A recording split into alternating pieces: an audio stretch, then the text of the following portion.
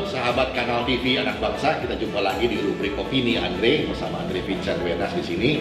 Kali ini kita akan bicara soal lembaga yang penting sebagai pengawal demokrasi Indonesia, yaitu KPU, Komisi Pemilihan Umum.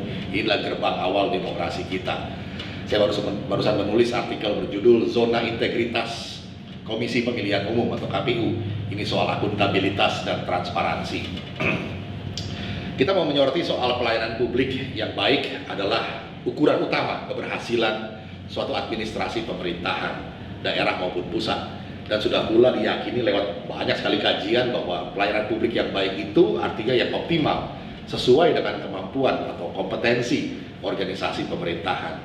Kemampuan organisasi pemerintahan ditentukan oleh faktor kepemimpinan atau leadership, kompetensi aparatnya, dan infrastruktur pendukung atau sistem atau alat teknologinya. Yang operasi kesehariannya itu semua akan membentuk suatu budaya kerja organisasi. Tidak terlalu sukar untuk dipahami bahwa ketiga faktor tadi, yaitu kepemimpinan, kompetensi aparat, dan infrastruktur, ini saling berkelindan satu sama lain untuk menjalankan pelayanan publiknya lewat dua hal besar, yaitu program rutin atau operasional dan program peningkatan pembangunan atau improvement.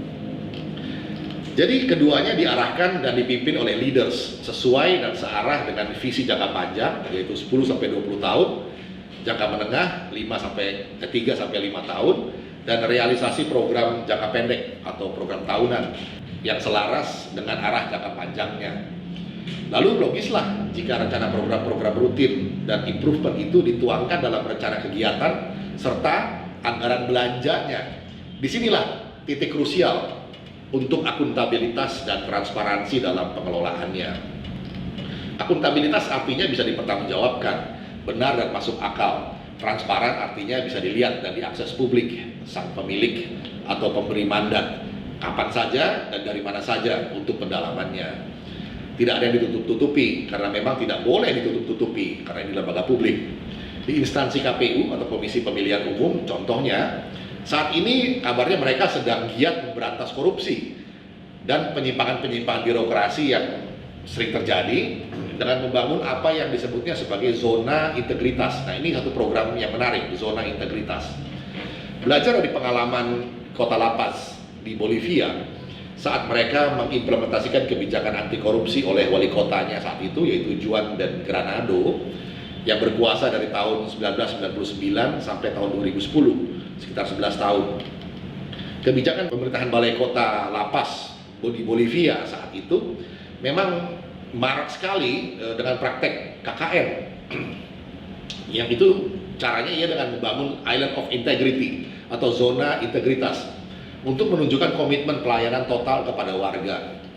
Misalnya saja dengan membuat unit yang namanya Continuous Improvement. Ini semacam Kaizen di Jepang, demi membantu warga masyarakat menembus sekaligus membereskan kerumitan birokrasi yang bertele-tele dan berbiaya tinggi.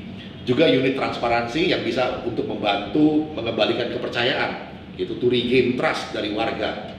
Nah, dampak positif yang terasa dari inisiatif zona integritas seperti itu adalah meningkatnya pungutan pajak. Misalnya warga yang membayar PBB, pajak bumi bangunan, itu bisa tumbuh sampai 52% dari tahun 2000 sampai tahun 2004 waktu itu.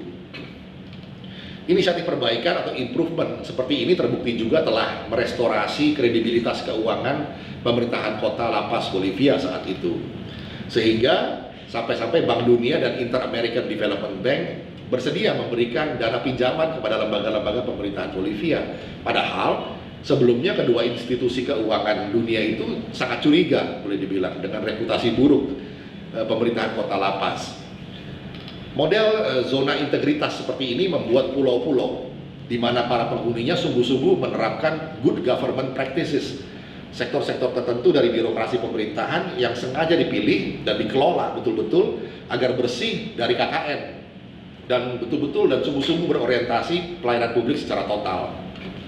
Diharapkan Islands of Integrity, pulau-pulau integritas ini akan membawa angin segar pembaharuan kepada segenap aparatus pemerintahan di seluruh sistem birokrasinya.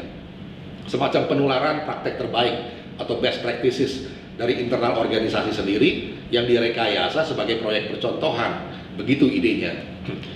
Tentu kita mendukung penuh inisiatif KPU dengan program zona integritasnya, dengan pertimbangan bahwa perkara korupsi dan kolusi ini memang sulit dan sudah berkarat mendarah daging dalam tubuh birokrasi, khususnya di lembaga KPU yang dengan bertumpuknya kasus penyimpangan yang pernah terjadi. Kita tahu sendiri kan, banyak kasus sampai ke KPK, komisionernya pun sudah berkasus di KPK. Padahal kita percaya bahwa KPU adalah lembaga penjaga utama proses demokrasi yang jurdil luber, yang jujur, adil, langsung, umum, bebas, dan rahasia. Proses partisipasi politik demokrasi para warga negara yang bersifat deliberatif, politik yang cerdas dan hakikatnya mulia, demi terselenggaranya kontestasi calon pemimpin bangsa yang visioner, cerdas, altruis. Semoga saja kita doakan program ini berjalan dalam kesejatian, bukan cuma program yang pura-pura, sehingga dalam waktu tidak lama lagi, yaitu dalam pilkada serentak tahun 2020 dan pemilu, yaitu pilpres dan pileg tahun 2024, yang sudah tidak ada lagi praktek politik uang, transaksi murahan yang hanya mencederai serta menyabot suara Tuhan. Itu kalau kita percaya Vox Populi, Vox Dei, suara rakyat adalah suara Tuhan. Akhirnya kita semakin yakin bahwa membangun zona integritas di KPU maupun di lembaga pemerintahan lainnya adalah soal akuntabilitas, pertanggungjawaban, dan soal transparansi. Tidak ada yang tutup-tutupi, tidak ada dagang sapi di belakang layar. Integritas adalah keselarasan antara apa yang dikatakan dengan apa yang dilakukan atau dipraktekkan. Ada integrasi antara keduanya. Insya Allah ya.